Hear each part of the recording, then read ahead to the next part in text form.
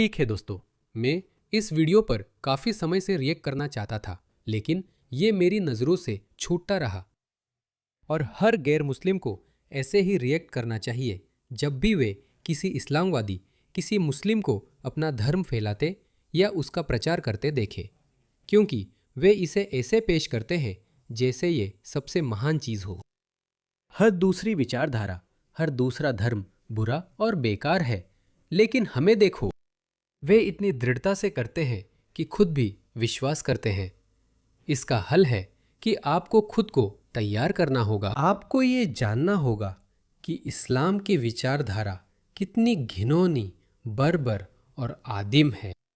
और जाहिर है, इसमें एक राजनीतिक तत्व भी है जिसे यह बहादुर ब्रिटिश देशभक्त महिला अच्छी तरह जानती है। आइए सुनते हैं। आपके लोग मजबूत हैं, लेकिन मेरा मानना है कि वे काफी शालीन रह सकते हैं। मुझे नहीं लगता कि अपने लोगों के भविष्य के अस्तित्व को सुनिश्चित करना अस्वीकार्य है या इसे दूसरों के लिए आपत्तिजनक माना जाना चाहिए। हमें अपनी विशिष्ट पहचान, अपना घर, इतिहास, विरासत, संस्कृति और एक जन समूह के रूप में अस्तित्व का अधिकार है।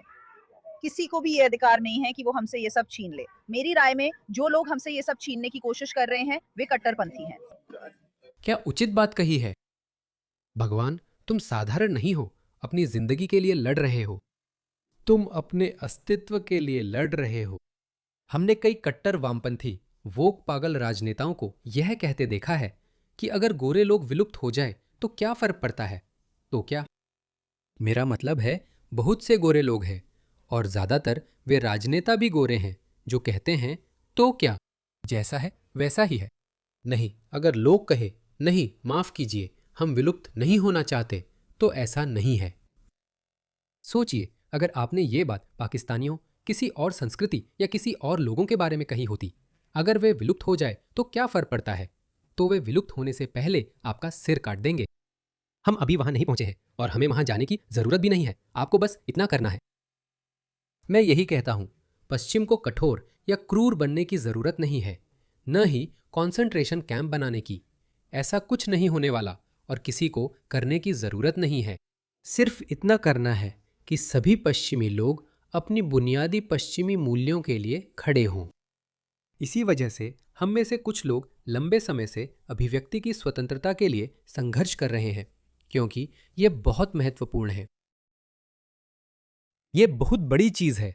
ये एक बहुत बड़ी चीज है जो इन इस्लामवादियों और इन सभी वामपंथी, वोक समाजवादियों, कम्युनिस्टों और पूरे पश्चिमी दुनिया के लोगों के रास्ते में खड़ी है। अभिव्यक्ति की स्वतंत्रता पश्चिम को मानव जाति की ज्ञात सबसे महान सभ्यता बनाने वाले प्रमुख मूल्यों में से एक है। तो बस खड़े हो जाइए, अपने मूल्यों के लिए खड़े हो जाइए और इसकी शुरुआत अभिव्यक्ति की स्वतंत्रता से कीजिए। मुझे नहीं लगता कि इसमें कोई स्पष्ट या विरोधाभासी बात है कि ये प्यारे आदमी यहाँ घर बना सकते हैं, क्योंकि वो ब्रिटेन के लिए एक उपहार है। वह एक उपहार है। वह ब्रिटेन के लिए उपहार है, सच में। शायद उसकी कई पत्नियां हैं। वह निश्चित रूप से हमास समर्थक है, यहूदियों और काफिरों से नफरत करता है। और वह संपदा है, उपहार है? नहीं, असल में नहीं। ठीक है, सिर्फ उसे देखकर मैं बता सकता हूं कि वो काफिरों से नफरत करता है। वो उनसे नफरत करता है। वो यहूदियों और ईसाइयों से नफरत करता है। वो उनसे नफरत करता है। मैं बड़ा चढ़ाकर नहीं कह रहा। हर चीज का वीडियो है, कुछ बनाना नहीं पड़ता। अविश्वसनीय नहीं है। मैं मुसलमान नहीं हूँ। हम उससे अल्लाह सुब्हानहू व तआला की खातिर नफरत करते हैं। वजह यह है कि वो कुफ्र पर है। हम अल्लाह के लिए नफरत करते हैं, लेकिन उसकी भी सीमाएं होती हैं। सोचिए, उसे देखो, वो कहता है कि हम काफिरों से नफरत करते हैं क्योंकि अल्लाह भी करता है। अल्लाह के सामने समर्पण करने की खूबसूरती। मापदंड तय किया जाएगा। अल्लाह, तो ये नफरत जो मेरे अंदर है, मैं इसे सिर्फ अल्लाह के सामने समर्पण के तौर पर कर रहा हूँ, और उस समर्पण के साथ कुछ सीमाएं होती हैं। कुरान मुसलमानों और गैर मुसलमानों के बीच दोस्ती को मना करता है। कुरान की उस आयत के आधार पर जिसमें कहा गया है कि यहूदियों और ईसाइयों को औलिया, मित्र या संरक्षक ना बनाओ। क्या यह अद्भुत नहीं है? यही उनकी किताब उन्हें बताती है। यही बात उनके प्रचारक खुले आम बताते हैं। यह कुरान में है। इसे 3 बार उल्लेख किया गया है। कुरान में 3 आयतें हैं जो कहती है कि यहूदियों और ईसाइयों से दोस्ती नहीं की जा सकती। लेकिन यहां इसे देखो, इसे देखो। वह उसके साथ बहुत दोस्ताना व्यवहार कर रहा है और वह बेवकूफ गोरा आदमी बिल्कुल अनजान है। ये तो पागलपन की हद है। जिनके साथ उसकी बिरादरी के लोगों ने नस्लीय और धार्मिक नफरत से प्रेरित अपराध किए हैं, जिनमें बलात्कार भी शामिल है। मेरे समुदाय को इस बात से कैसे समझौता करना चाहिए कि उन्होंने अपने दरवाजे खोले, उन लोगों को शरण दी जिन्होंने कहा कृपया हमें यहाँ बेहतर जीवन के लिए आने दे, और फिर आप क्या करते हैं? हमारे लोगों के साथ बलात्कार, डकैती, जबरन वसूली, आतंक और हत्या हो रही है, और आप चाहते हैं कि हम गुस्सा ना हो। मैं मानता हूं कि इनमें से कोई भी चीज किसी लापरवाह आदमी की नहीं है। और इस बेवकूफ को ज्यादातर चीजों का कोई अंदाजा नहीं है। उसे कोई अंदाजा नहीं है। देखो, उसने भी कुछ नहीं कहा। समुदाय मेरे समुदाय के खिलाफ है, और ये नस्लीय और दुर्भावनापूर्ण रूप से उन विदेशी लोगों द्वारा प्रेरित है जो हमारे देश में हमारी उदारता और दयालुता की वजह से आए हैं। बलात्कार सिर्फ एशियाई लोगों तक सीमित नहीं है, गोरे लोग भी हैं जो। हाँ, गोरे पुरुष भी बलात्कार करते हैं, बलात्कार होते हैं, ये एक छोटी सी बात है। फर्क ये है कि ये नस्लीय और धार्मिक रूप से प्रेरित नरसंहार है जो हमारे लोगों को नुकसान पहुंचाने के लिए किया गया। नरसंहार सम्मेलन में ये साफ लिखा है। इसका अर्थ है किसी विशेष समूह के सदस्यों को शारीरिक या मानसिक नुकसान पहुंचाना। आप ये नहीं कह सकते कि बच्चों के साथ सामूहिक बलात्कार से उन्हें गंभीर शारीरिक और मानसिक नुकसान नहीं होगा। और फर्क ये है कि पिछले कुछ दशकों में 1 मिलियन श्वेत बच्चों का मुस्लिम पाकिस्तानी पुरुषों द्वारा बलात्कार किया गया है। हमारे समुदाय पर निशाना साधा गया है। हमें गुस्सा होने का अधिकार है। किसी और देश में ऐसा होता तो वे घर जला देते और आपको देश से बाहर निकाल देते। श्वेत लोग सहनशील है, इसलिए हमने सिर्फ प्रदर्शन किए हैं, लेकिन ये जल्द खत्म होगा, मैं आपको आश्वस्त करती हूँ। और हम बिना वजह हिंसा और आतंकवाद में शामिल नहीं होते। हम श्वेत लोग हैं। हम महाद्वीपों को वीरान कर देते हैं, सभ्यताओं का सफाया कर देते हैं और विश्व युद्ध शुरू कर देते हैं, फिर भी अब तक सहनशील रहे हैं। लेकिन जब सहनशीलता खत्म हो जाएगी और एंग्लो सैक्सन हमारे साथ नहीं होंगे, तब हमारी पहचान के साथ हो रहे बलात्कार, लूट, उगाही और चोरी को कोई बर्दाश्त नहीं करेगा। मैं उस पल का इंतजार कर रहा हूं। मेरा मतलब है, इन लोगों को बिल्कुल अंदाजा नहीं है कि वे किसे जगाने की कोशिश कर रहे हैं। इन लोगों के पूर्वजों ने, इस छोटे से द्वीप के लोगों ने दुनिया की 25% भूमि पर कब्जा कर लिया था। तुम नहीं जानते ये लोग क्या कर सकते हैं। मैं देख रहा हूं ये क्या करेंगे। ये ब्रिटिश और पश्चिमी लोग अपने भले के लिए बहुत सभ्य हो गए हैं, बहुत ज्यादा सभ्य। अगर उन्होंने बर्बरता का जवाब बर्बरता से दिया होता तो ये सब कुछ नहीं हो रहा होता। इनमें से कुछ भी नहीं। रूपर्ट लो पर मैं अलग वीडियो बनाऊंगा। उन्होंने हाल ही में रेप गैंग जांच जारी की है। और सुनिए, मैंने इसे पूरा नहीं पढ़ा है क्योंकि मैं पूरी रिपोर्ट पढ़ना चाहता हूं। ये लगभग, मुझे नहीं पता, 150 पेज की है, लेकिन इसमें कुछ चौंकाने वाली गवाहियां हैं। मैंने कुछ अंश पढ़े हैं। मैं उनमें से एक को ढूंढने की कोशिश कर रहा हूं। देखिए इसे। असल में ये तो बस यूं ही है। ये वो नहीं है जिसे मैं ढूंढ रहा था। लेकिन देखिए, आपको बस यूं ही ऐसे मामले मिल जाते हैं। 12 चचेरे भाई, सभी को एक ही बच्चे के साथ बार बार बलात्कार करने का दोषी ठहराया गया। कभी कभी एक के बाद एक, और हमेशा जहां भी वे चाहते थे। ये बस खत्म ही नहीं होता। ये कभी खत्म नहीं होता। इसी की ओर ये महिला इशारा कर रही है। ये बस खत्म ही नहीं होता। एक चौंकाने वाली गवाही थी जिसमें इस पीड़िता को पुलिस ने कहा था कि इन लोगों को एशियाई पुरुष न कहे, उनकी पहचान न करे, क्योंकि ये नस्लवादी है। तो नहीं, मुझे लगता है, देखिए, सबसे पहले मुझे लगता है कि अब इन लेबल्स का कोई मतलब नहीं रह गया है और लोगों का अब सब्र टूट चुका है। इस महिला ने बहुत अच्छा किया। जर्मनी, ब्रिटेन, अक्सर जूट्स, सैक्सन और एंगल्स जर्मनी से आए थे। एंग्लो सैक्सन, सेल्ट्स और सैक्सन का मिश्रण थे। मुझे समझ नहीं आता कि वे इन बहसों में इतनी रुचि क्यों लेते हैं। जैसे, क्या आप एंग्लो सैक्सन, सेल्ट्स या नॉर्मन हैं? हेस्टिंग्स की लड़ाई के बारे में क्या? उन तर्कों में से कोई भी यह साबित नहीं करता कि आप यहाँ रह सकते हैं। अगर आप मानते हैं कि जीतना सही है तो अमेरिका का अफगानिस्तान पर कब्जा भी सही है। फिर आप शिकायत क्यों कर रहे हैं? पश्चिमी देशों के लिए आपके तीसरी दुनिया के सभी देशों पर कब्जा ठीक है, क्योंकि आप उन्हें चला नहीं पा रहे।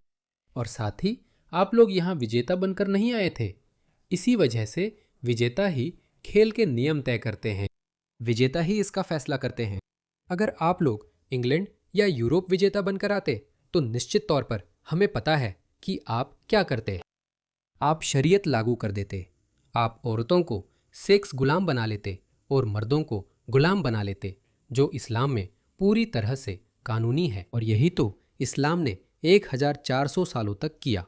यही इस्लाम ने भारत, फारस, उत्तरी अफ्रीका और स्पेन तक किया, लेकिन उन्हें वहां से निकाल दिया गया। तो जैसा सर्सी लैनिस्टर ने गेम ऑफ थ्रोन्स में कहा, ताकत ताकत होती है। दोस्तों, ये लोग शरणार्थी बनकर आए, प्रवासी बनकर आए, आर्थिक प्रवासी बनकर आए और पहली दुनिया जैसी जिंदगी के लिए भीख मांग रहे थे। और अब वे कह रहे हैं, देखो आप जानते हैं, मेरा मतलब है हर कोई हर किसी पर आक्रमण कर रहा था, तो ये बिल्कुल ठीक है। ये पूरी तरह से वे ऑस्ट्रेलिया में यह तर्क दे रहे हैं कि आप उपनिवेशवादी हैं, इसलिए हम आ सकते हैं। अच्छा रुको, अगर आप ऑस्ट्रेलिया पर कब्जा करना चाहते हैं तो अपनी सेनाएं लाओ, ठीक है। ऑस्ट्रेलिया को वैसे ही जीतो जैसे जीतना होता है। ये ऐसे नहीं होता कि कृपया मुझे अंदर आने दो, क्या मैं अंदर आ सकता हूँ? फिर आप अंदर आते हैं और मैं कहता हूँ ये हमारा देश है। नहीं, ये तुम्हारा देश तब तक है जब तक यहाँ के मूल निवासी, इस जमीन के असली लोग तुम्हें इसे अपना देश मानने की इजाजत देते हैं। और जब वे तय करेंगे, जब उनका सब्र खत्म होगा, मुझे पूरा यकीन है वे उसके बहुत करीब है। जब उनका सब्र खत्म होगा, तुम्हें लौटना पड़ेगा। मैं उसी पल का इंतजार कर रहा हूं और मुझे पूरा भरोसा है ये होगा। जो बात यह महिला बहादुरी से कह रही है, बाकी सब बीच में नहीं बोल रहे, क्योंकि वे सहमत हैं। वे सहमत हैं। ये आदमी बस, हे भगवान, प्यार चुनो। ये हिप्पी लोग, हे भगवान, इन हिप्पियों को कोई अंदाजा नहीं है। ये गाइस फॉर गाजा वाली एनर्जी है। बिल्कुल बेवकूफ़ है। माफ़ कीजिए, ये लोग ऐसे हैं जैसे कोई अश्वेत व्यक्ति गुलामी और जंजीरों का जश्न मना रहा हो। प्यार, आओ मैं तुम्हें अपने प्यार से मार दूं। बेवकूफ लोग। ये सब उत्तर और पश्चिमी यूरोपीय श्वेत जाति के लोग हैं। हाँ हमारी संरचना में कोई आनुवांशिक अंतर नहीं है। हाँ। यूरोपीय एक भाईचारे की तरह थे। तब ब्रिटेन में कोई काला, भूरा या एशियाई नहीं रहता था। असल में 1950 के दशक में ब्रिटेन में 0.3% से भी कम लोग थे।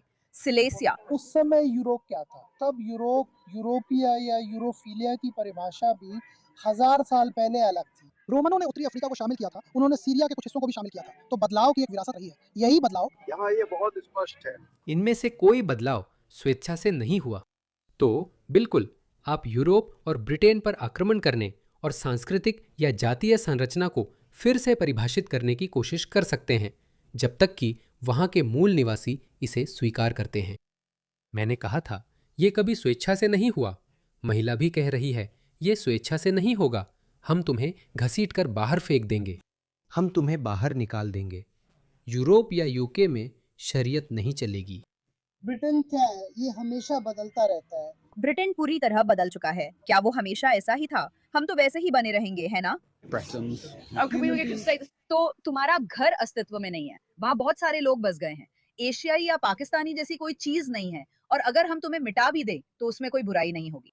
चलो तुम्हारी जमीनें ले लेते हैं, तुम्हारी पहचान छीन लेते हैं, तुम्हारा इतिहास फिर से लिख देते हैं, ताकि उसमें तुम्हारा कोई हिस्सा ना हो और तुम्हें अस्तित्वहीन बना दें। जानते हो क्यों? क्योंकि देशों और लोगों को इतनी आसानी से एक दूसरे की जगह रखा जा सकता है कि पूरी जाति का नरसंहार भी फर्क नहीं डालता, क्योंकि हम सब एक जैसे हैं, है ना?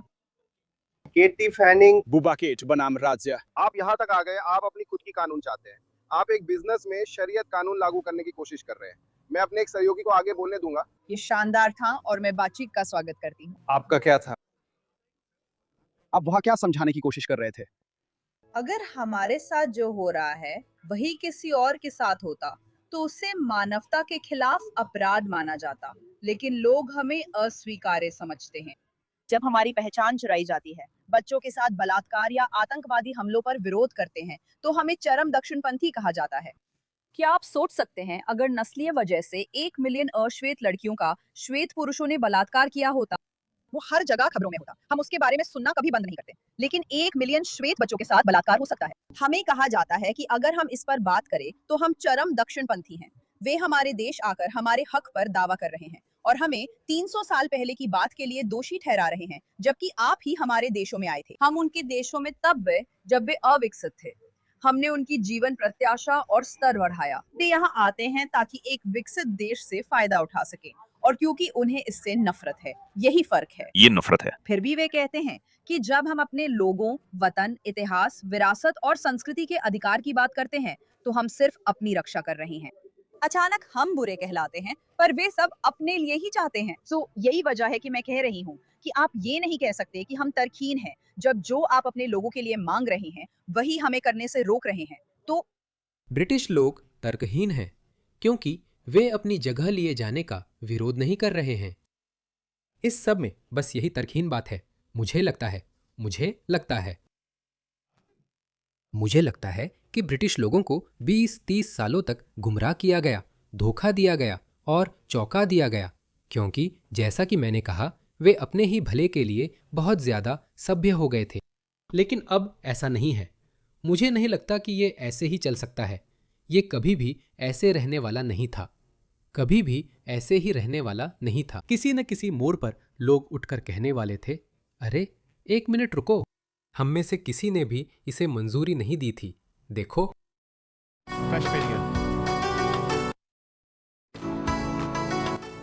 ये बर्मिंघम है, कभी खत्म नहीं होता। ये कभी खत्म ही नहीं होता। ये बस चलता ही रहता है। और इसे देखो, ऐसा लगता है जैसे सब कुछ गिरता जा रहा है। देखो, तुम्हारी सड़कों की गुणवत्ता भी गिरती जा रही है। इसे देखो, वे गंदी और बेतरतीब हैं। ये क्या है? अब ब्रिटिश लोग शिकायत कर रहे हैं, पर कोई नहीं कह रहा कि हमने इसके लिए हामी भरी थी।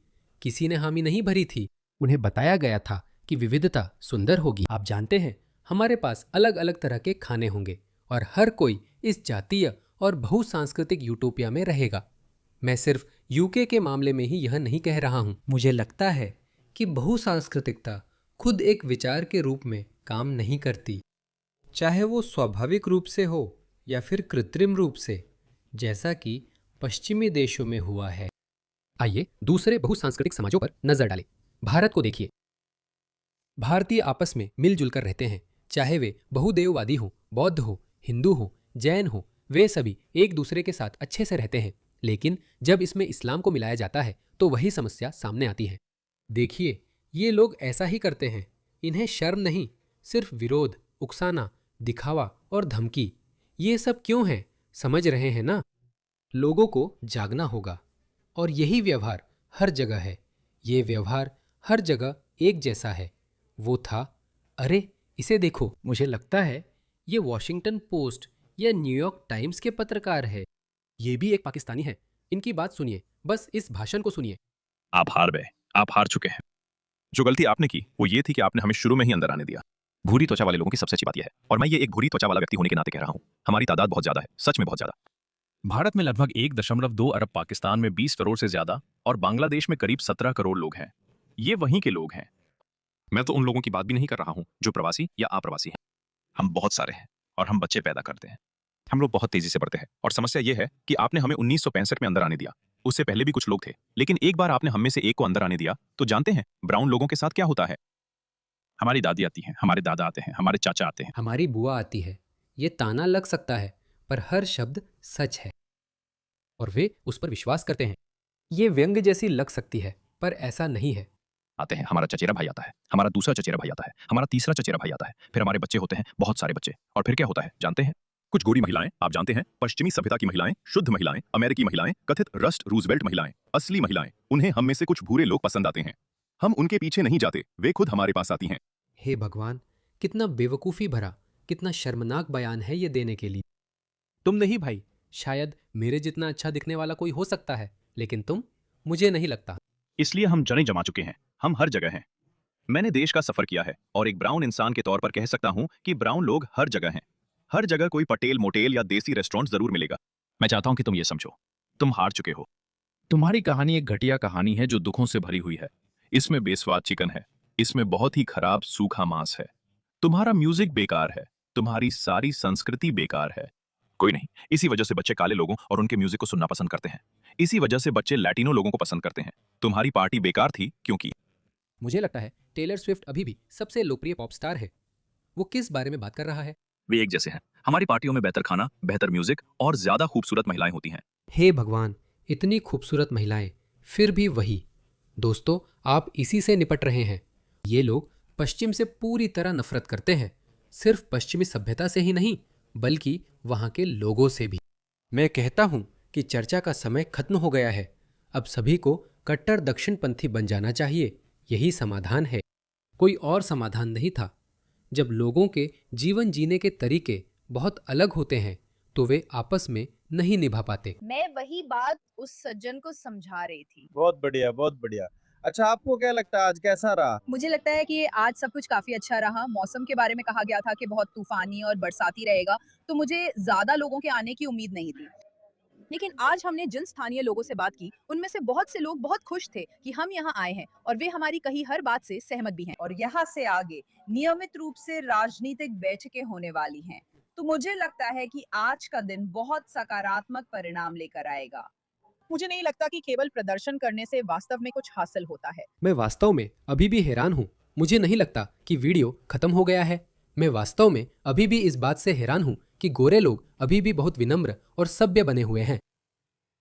मैं बस यही कहूँगा, जैसा कि मैंने कहना शुरू भी कर दिया है, मुस्लिम समुदाय को यह समझाने का कोई मतलब नहीं है कि जो आप पिछले 20-30 सालों से कर रहे हैं उसमें आप साफ तौर पर अपनी सीमा से ज़्यादा रुक गए हैं। आपने यहाँ के मूल निवासियों की मेहमान नवाजी का अपमान किया है, जबकि उन्हें अपने समुदाय को दुरुस्त करने के लिए बहुत समय मिला था। उनके पास समुदाय के बुरे लोगों की खुलकर निंदा करने का समय था। लेकिन हम मोहम्मद इजाज, हैरिस सुल्तान जैसे मुस्लिम प्रचारकों को देखते हैं। शायद मैंने भी इस वीडियो में हिस्सा लिया था। वे नफरत करते हैं। वे आपको बार बार बताते रहते हैं कि वे आपसे नफरत करते हैं। उनके पास घर सुधारने का समय था, लेकिन उन्होंने नहीं किया। उन्होंने स्थानीय लोगों को भ्रमित किया, आरोप लगाए और इस्लामोफोबिया जैसे शब्द बनाए। उन्होंने तो यहां तक कोशिश की कि पिछली ब्रिटिश सरकारों लगातार ब्रिटिश सरकारों पर दबाव डाले कि वे ईश निंदा कानून लागू करें। क्या आप यकीन कर सकते हैं, वे चुपके से ईश निंदा कानून लाने की कोशिश कर रहे थे। लोगों को अपनी ही कुरान की प्रतियां जलाने के लिए गिरफ्तार किया गया है। और नहीं, मुझे लगता है मुझे फर्क नहीं पड़ता। इसी वजह से मुझे रूपर्ट लो पसंद है। उन्होंने कहा, मुझे फर्क नहीं पड़ता, आप मुझे नस्लवादी कहें, मुझे फर्क नहीं पड़ता, आप हमें इस्लामोफोबिक कहें, मुझे फर्क नहीं पड़ता। आप कहते हैं कि यह अतिवादी दक्षिणपंथ है, यह वह है, मुझे फर्क नहीं पड़ता। लाखों लोगों को जाना होगा। कोई नहीं, कोई नहीं। इसके लिए किसी ने हामी नहीं भरी थी, कोई नहीं। ये पहले ही बहुत देर हो चुकी है। मुझे लगता है कि हमारी चुनौती ये है कि इतने सारे लोगों को वापस कैसे भेजा जाए। संख्या लाखों में पहुंच गई है। यह संख्या लगातार बढ़ती रहेगी, तो हमें इसे स्पष्ट रूप से उलटना होगा। लेकिन आप इसे कैसे करेंगे, यही चुनौती है। यह एक लॉजिस्टिकल चुनौती है। मुझे नहीं लगता अगले 3-5 साल में यह राजनीतिक रूप से चुनौतीपूर्ण होगा, क्योंकि हम देख सकते हैं कि हवा किस दिशा में बह रही है।